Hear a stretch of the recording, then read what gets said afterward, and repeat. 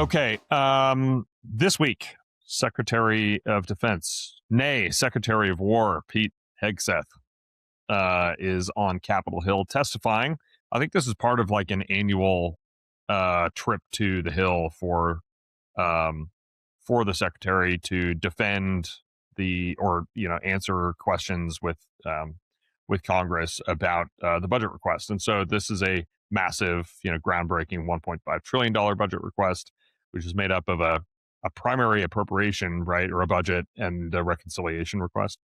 I don't know how to phrase that, so correct me if you'd like. No, that's perfect. Yeah, but everybody knows that what this is actually about is Congress weighing in and scoring political points and posturing and everything else, given 1 year and change for the administration, which includes all kinds of stuff: kidnapping or renditioning President Maduro and his wife out of Venezuela, the kickoff of this Iran conflict alongside Israel, the Israel 12-day war last year, all kinds of stuff.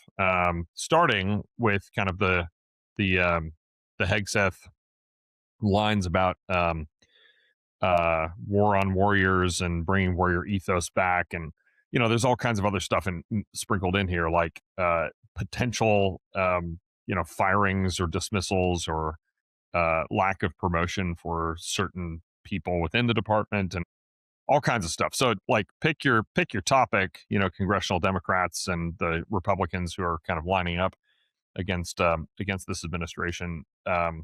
Simon, what say you? Yeah. Well, what are you watching? Technically, it's the policy hearing, because Okay. when each year the SecDef has to go before the policy Congress folks and then the budget Congress folks. So this is supposed to be the policy one, but they always do it right after the budget comes out, and so typically there's a lot of budget questions in addition. But it also means it's Congress is an opportunity to talk to him in public. And so like every congressman has their pet rock or five that they want to pick a fight about and try to get like a sound bite on. And the current SecDef also is, coming from his Fox News background, built for that game. So it was almost like sparring in public for a different audience, not for the C-SPAN watchers like myself. It's a different set of people that are going to hear the news about this. Interrogative: do you actually watch C-SPAN, or is that just a kind of a tongue-in-cheek joke about your I don't watch it like casually, but when something I want to know about is I know when things come on C-SPAN, I know how to get to the C-SPAN live feed, and like your average person wouldn't even know how to pull up a C-SPAN live feed. They would just Google it and hope they get the right like box. Because there's like 12 C-SPANs, right? Yeah. There's one for the House and the floor and blah, blah, blah. Totally. I think you're right. Sparring and political kind of positioning and rhetoric and other stuff. So Secretary Hegseth, in his opening remarks, and I think this was yesterday at the time of recording, and 2 days ago, Thursday, maybe by the time the podcast actually drops, he came out swinging, right? In addition to all kinds of other things, vocal praise for President Trump and his leadership and the touting successes, military successes, and others. He said very clearly that, like, the primary adversary, or at least the most present and clear adversary, are members of Congress, Democrat and Republican, who are naysaying this historic moment and this opportunity to be, Americans projecting peace and power into the world, right? So it was. I heard it. I think on the New York Times daily podcast as a pre-buttal, opening statement. He's trying to head off at the pass, the criticism and the sharp questions from the so-called naysayers, and kind of just. And he's right, to be clear. Like, he knew exactly what they were going to come and start talking to him about. It was the easiest, like, okay, I know what we're actually going to do here. So like, why even bother going into the line by line of the budget? I'm just going to jump right to the things I know you want to pick on. Yeah. Okay, well, that's an ongoing kind of political drama saga, and we'll be paying attention. In other news, I'm not sure that we covered this on the podcast, but Secretary of the Navy Phelan was dismissed, fired. I think he retired. I don't think he got fired. technically. He resigned. Okay, sure. Yeah, I mean, It's like, hard, it's hard to tell the difference, right? If you get fired, you just get told to resign privately, and then we all wake up and you're gone. sure. And I think that's particularly interesting because John Phelan is a billionaire in his own right. Right, he's an empowered kind of independent operator, and I could imagine being a billionaire in a position like that and deciding one day, like, you know what, I don't need to be doing this. You know, Right. like I don't need to put up with all this drama and the politics and the pressure and other stuff. And also, like, I think it was becoming increasingly clear that the President Trump preference or mandate to build the Trump class battleships was off schedule and it wasn't going to happen on time or whatever, the Golden Fleet stuff. And so I don't know. There was political pressure. So anyway, some shuffling of the decks at cabinet and sub cabinet level or service, leadership level, and we'll see what happens. Okay, with all of that, the drama. Welcome to the Goat Rodeo podcast, where we cover the drama, frontlining the drama, mainlining the drama, even. And I'm your host, Garrett Smith, joined by regular co-host Simon Coon. Apologies for not being on last week. It was an incredibly busy week in industry land, as I'm sure many others can understand. And we're back at it this week. So, Simon, this week, you were at Modern Day Marine in DC. I was at the Army Demand Signal Conference at Stanford. Which one of us should go first? Which one do you think was more exciting? I think you have to go first. Okay, so I was at Stanford University.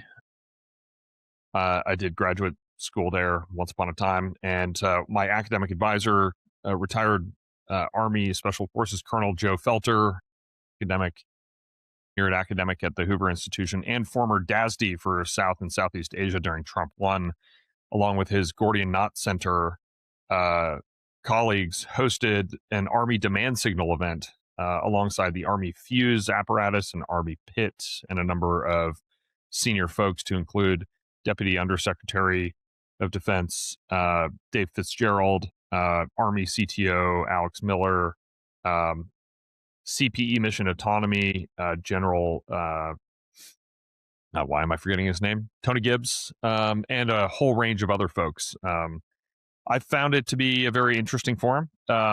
Reveal was a sponsor of the forum. It was very small, right? It was held in a conference room that could hold maybe max capacity 250. I'm forgetting. It's in my old academic building, but I thought it was interesting. But it was a Chatham House Rules event, so without getting into the details, it was covering topics related to the Army Fuse program, so spiraling and everything else. Army PIT, which is an aligned innovation pathway that they're setting up that kind of works alongside the Army Fuse program. And then it was focused specifically on a few different technology categories and priority mission areas. So autonomous systems, long range fires, contested logistics, command and control. I submit to you, Simon, that calling an event the Army Demand Signal Forum does not make it a demand signal. Although I do admire, the effort. I think just like so many events, it has every potential to simply be a piece of innovation theater. Now, theater has its place, right? The arts, influence culture, and politics and everything else are downstream of culture.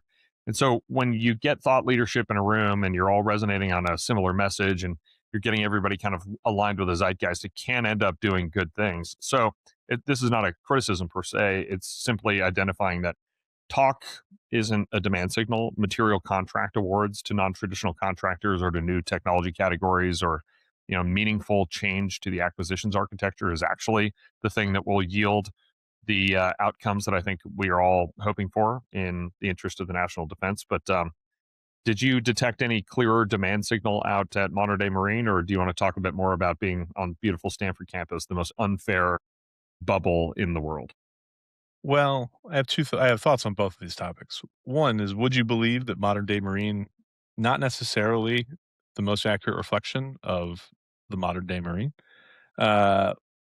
somewhat challenging for any organization of that size at their big yearly gathering of all of the current and lots of former Marines and all the traditions and Yeah, things wearing that all the lapel pins, right?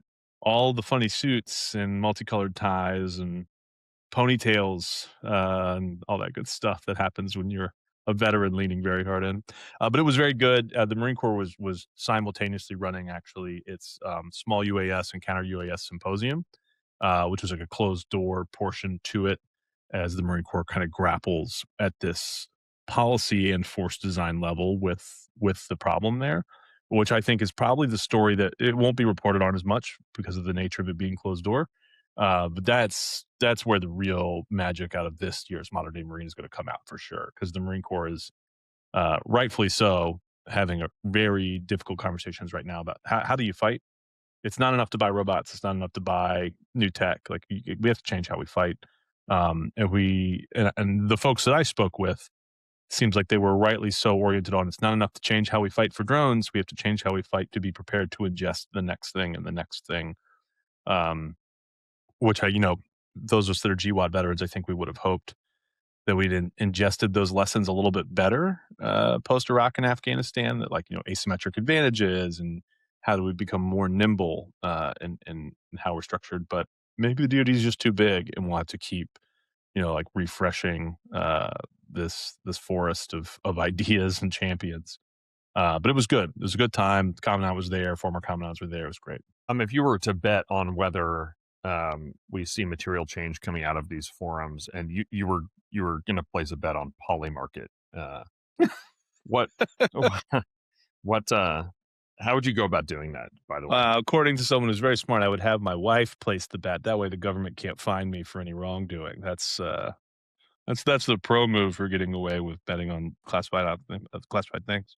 Okay, so for a quick pivot and a background here, what I'm referring to is a recent U.S. Department of Justice maneuver charging Master Sergeant Gannon Ken Van Dyke, a U.S. Army Special Forces soldier, for allegedly using classified information to place a bet and thereby profit on the prediction market Polymarket. He was involved in the planning and execution of Operation Absolute Resolve. This is the Venezuela operation of earlier in the year that captured President Nicolas Maduro, kind of dismantled a bunch of the Venezuelan air defense systems, him and his wife, in January of 2026. Despite signing non-disclosure agreements, as it pertains to all of this material, prosecutors have alleged that between December 2025 and January of 2026, Van Dyke wagered approximately $33,000 on markets predicting that President Maduro would be out of power by January 31st, which is a very narrowly scoped bet. It's like how many rebounds will NBA player A, B, and C get in the third quarter, right? I mean, it's a very, very specific bet. So here are the key outcomes. Ready, Simon? The payout. Because capture was considered a long shot by the general public, Van Dyke's insider knowledge netted him over $400,000 in profits. So, those were good odds if you had inside information. The legal charges. So, Van Dyke faces 5 federal counts, including commodities fraud, wire fraud, and the theft of non-public government information. He pleaded not guilty in Manhattan federal court on April 28th, by the way, just a couple of days ago.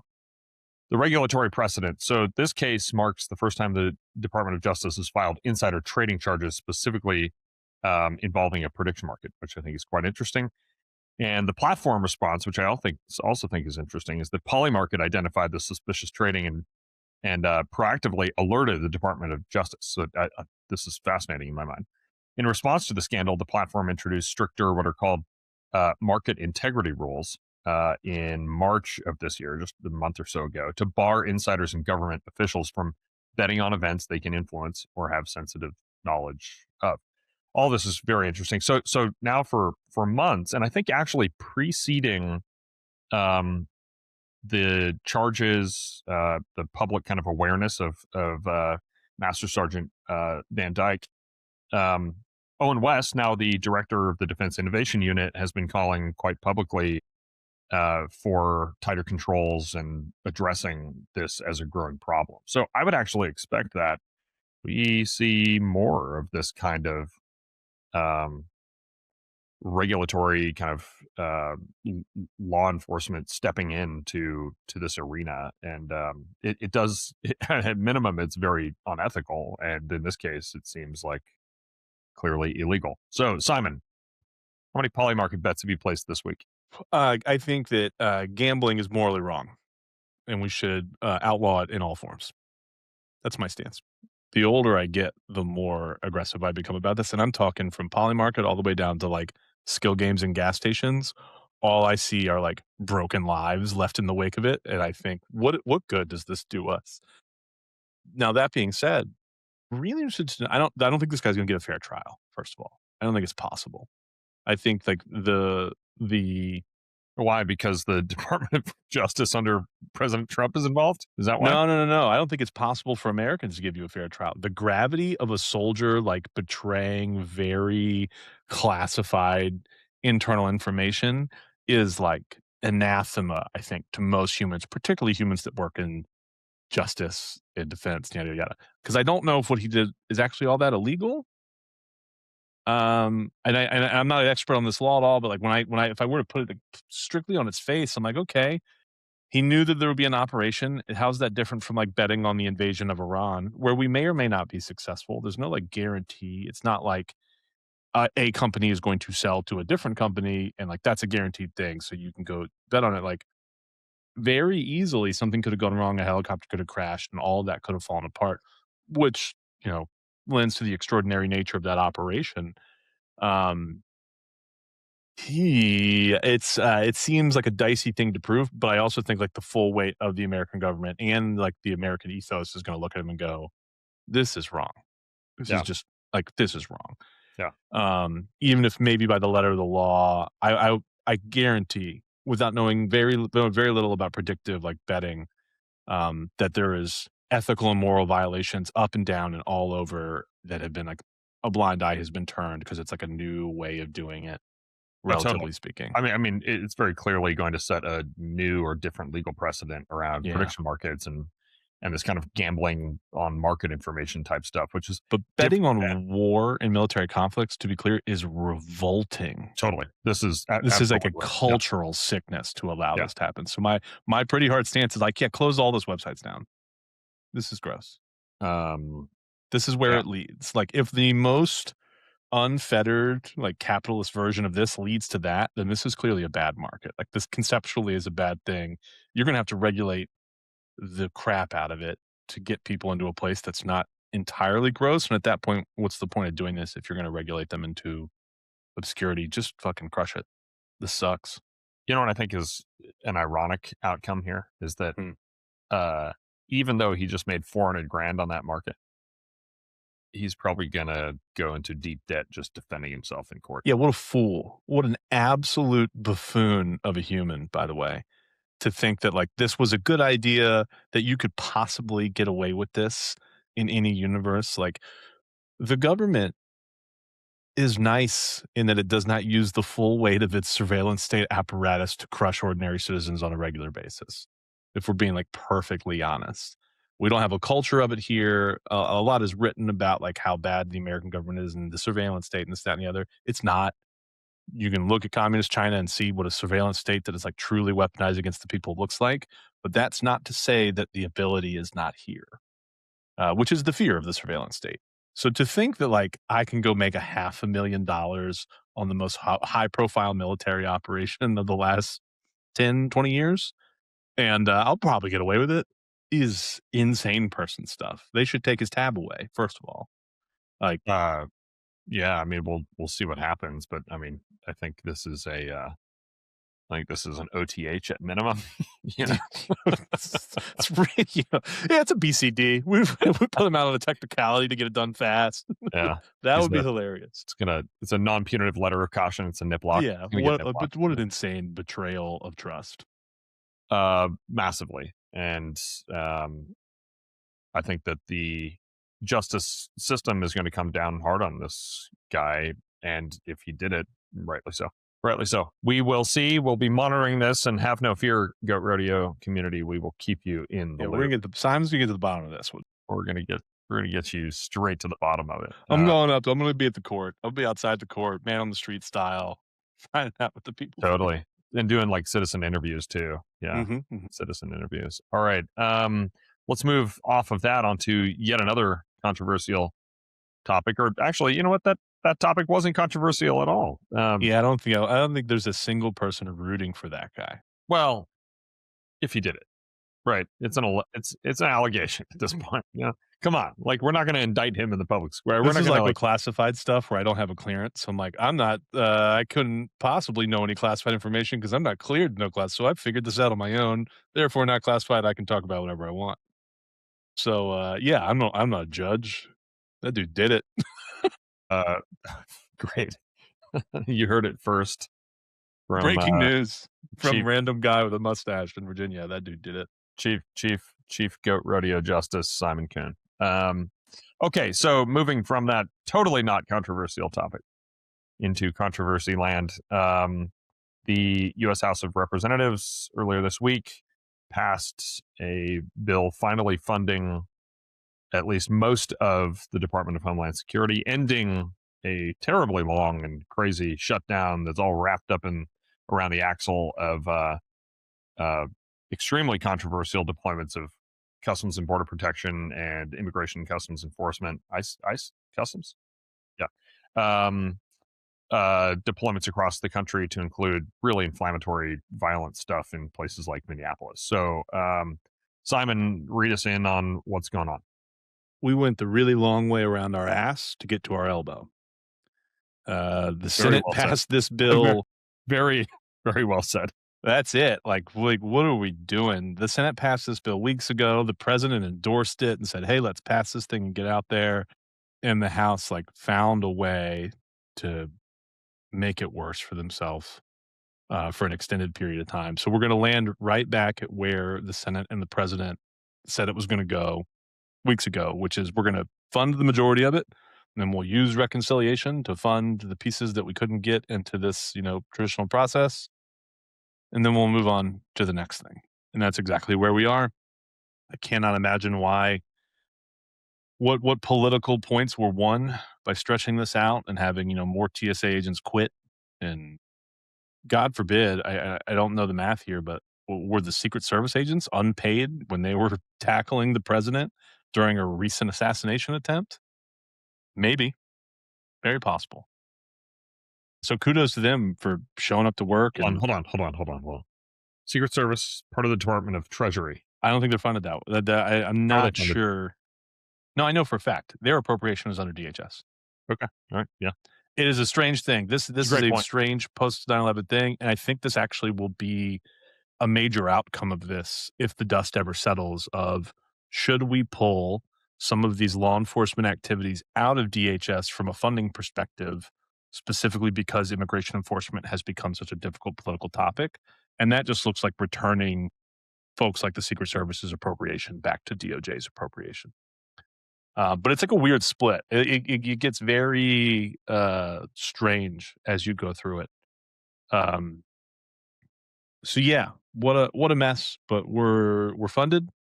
So that'll probably be the only good funding news of the year. I'm being honest, but here we are. Interesting. So let's talk about that in just a second. But CBP and ICE still not funded in this legend. So what happens with those? Like what should we, the citizenry, expect from our CBP and ICE? So we've started the process of doing a reconciliation bill to fund just CBP and ICE. I believe it's through 2029.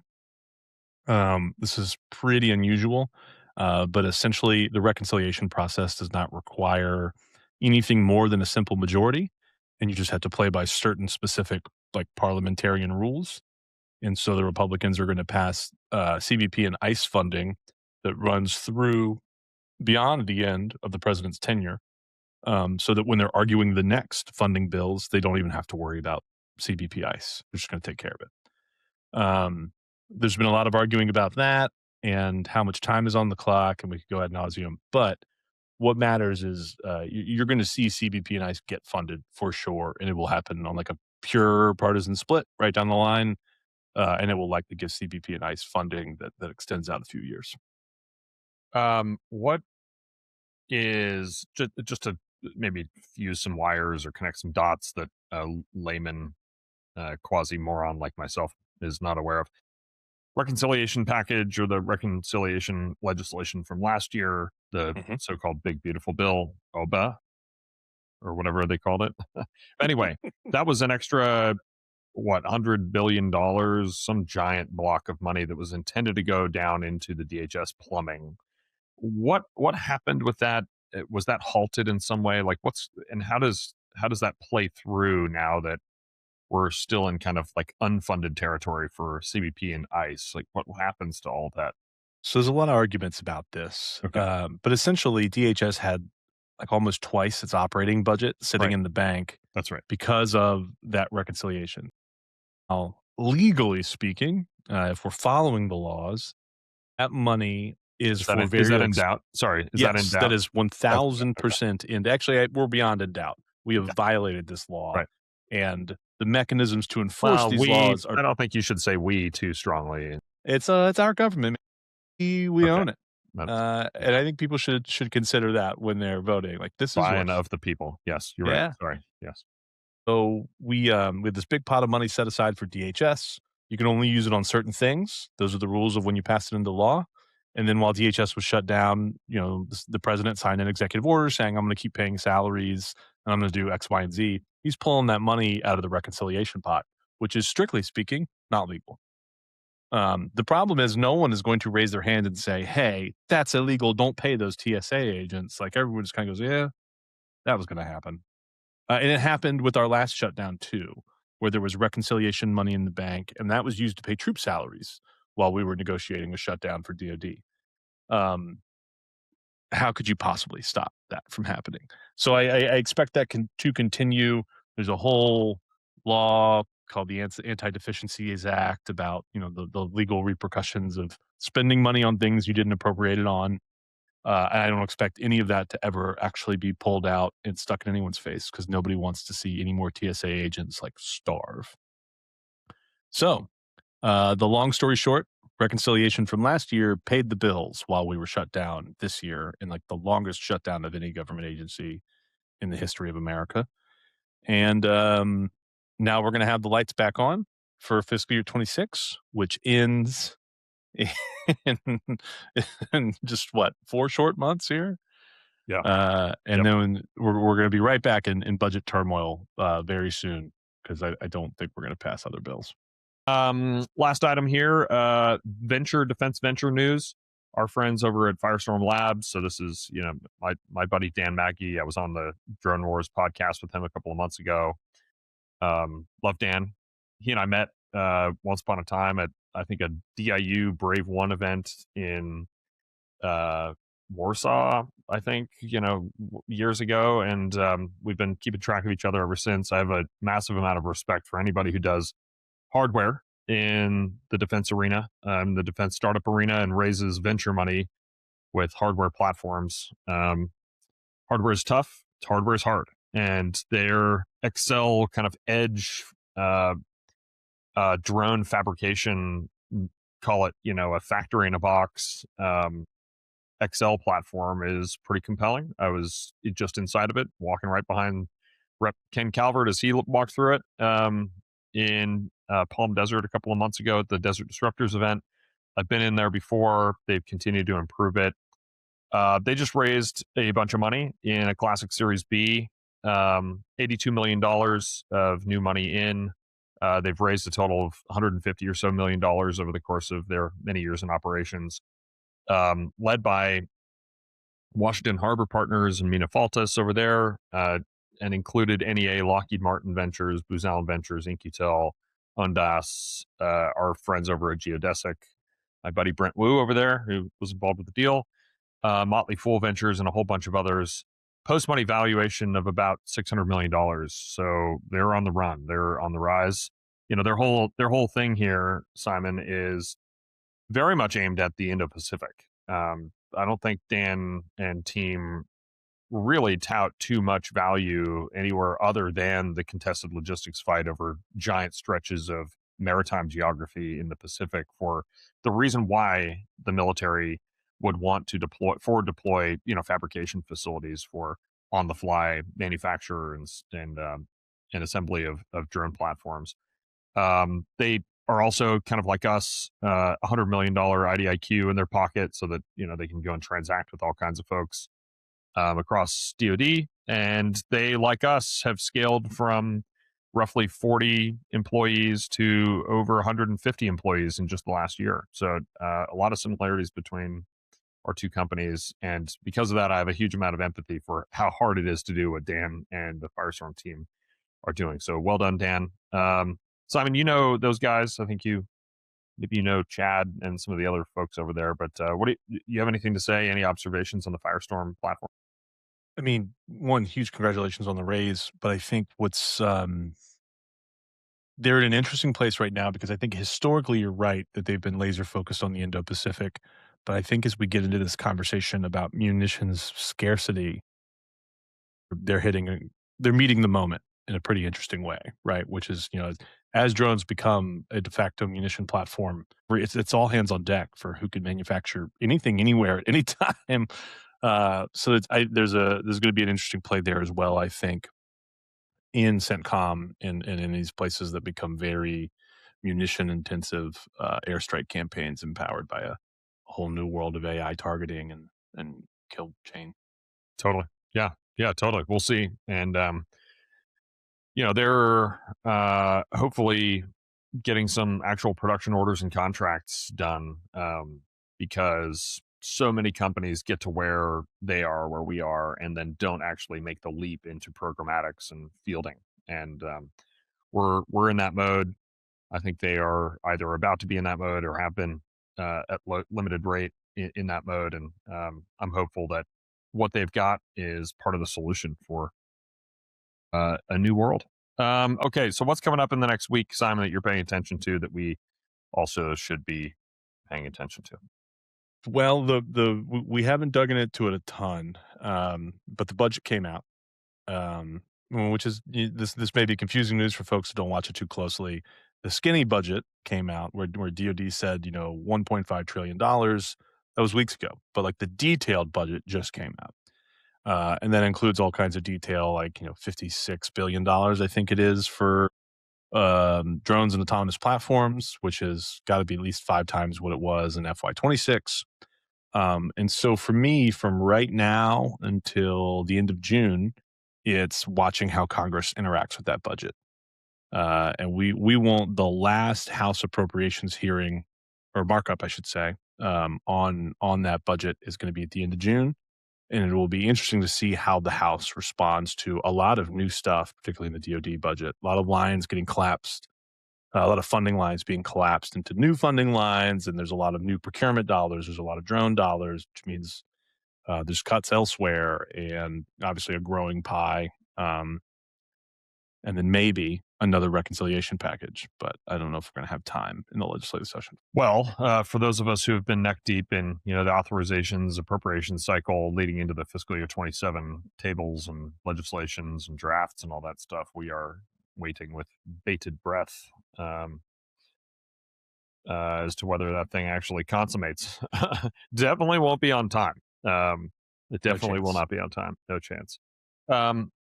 Do a little bit of prognosticating, or maybe it's just education here, but midterms right around the horizon, on the horizon, right around the corner. How does that play into the fiscal year 27 defense legislation, right? It's a disaster. So we saw this pretty aggressively back in fiscal year 25, when the Senate flipped from Democrat to Republican, and we did not get the appropriation done in time. And after that happened, the shape of stuff changed because the shape of the Congress changed. You're going to see something similar, I think. I think you're going to see members reluctant to let the funding get done before the midterms if they think they're going to be in a more powerful position after the midterms. So I would be surprised if we managed to do any of the government funding bills before the midterm, just by the nature of, by a lot of measures, it looks like the House might flip from Republican to Democrat. Some people are saying the Senate's in play. I'm not so sure there, but it certainly is going to change the calculus for members. So I think midterms is going to cause everything to move slower. Yeah. Yeah. Yeah. Slower than it has been for the past, whatever, That's the 5, thing 10 is it's years? not a lot slower than it has been in normal years or more normal years. We used to say that the midterms are like the hardest appropriating year because there is this incentive to like see if you pick up more seats and have more negotiating power. But we almost never make the September deadlines anymore anyway. So expect some short-term CRs to get us through the midterms, and then we'll see what's next. Interesting. Yeah. And I guess to be expected at some level. Are there specific races that you are following and watching that you think are important indicators or will have a special level of impact on, call it, defense policy or defense budgeting and appropriation? Well, for the Senate, it's all about Susan Collins. If Susan Collins gets unseated, I mean, that's the senior most Republican appropriator. She was likely to go back and be SACD chair again. But not only does that like completely reshuffle the Republican budgeting landscape, if she loses, it also likely means that the Senate has flipped. I'm not confident that she's going to lose. It seems pretty unlikely, but that is probably the biggest target for Democrats this cycle is can we beat Susan Collins? We just saw Lieutenant Governor Mills pulled out of the race on the Democratic side. And that's what that is, right? That's the Democratic Party going, we have to rally around one singular candidate if we're going to have a serious shot at unseating Senator Collins. On the House side, the conversation is actually redistricting, right? It's the gerrymander fight that's playing out amongst states.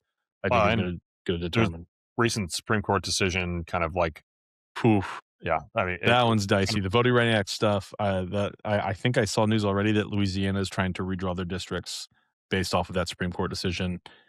Um, can't even math out what like the repercussions are going to be in so the this would be, culture, right? and sorry to get back on the redistricting House side stuff that you were talking about. You're describing a situation where redistricting would have a major impact to this midterms, not some hypothetical future. Overall, This yeah, is like absolutely. immediate impacts to, yeah. And I And also it think it's a hard impact to read. I don't think it's straight across as folks think it is. oh, Where obviously it isn't, because you could have a Texas, and then you could have a California, and then you can have a whatever and a whatever. you You could can have a also have Virginia. what's You called could have a dummy mander. So like this is a thing that people are talking about now, mostly since the Florida maps came out. But the Florida map that was released by Ron DeSantis, there is no Democrat district anywhere near Tampa, which is like historically a very Democrat heavy area. And so there's a thing that can happen that if you don't draw some districts that we call sinks, if you don't create a Democrat sink, you have to put all these Democrats into other districts. So instead of having a Dem plus 15 and then a bunch of Republican plus 15s, you get everybody Republican plus 6 or that's 7. right. So it's in And then contest, if the right? wave is too big, Yeah, they could all flip blue. yeah. And so I now saw. people are watching that pretty heavily, and that could be wild if it happens. Um, I don't think I'm saying anything about my political leanings or affiliations here, but I'm a big consumer of the Bill Maher show on HBO, the Real Time with Bill Maher.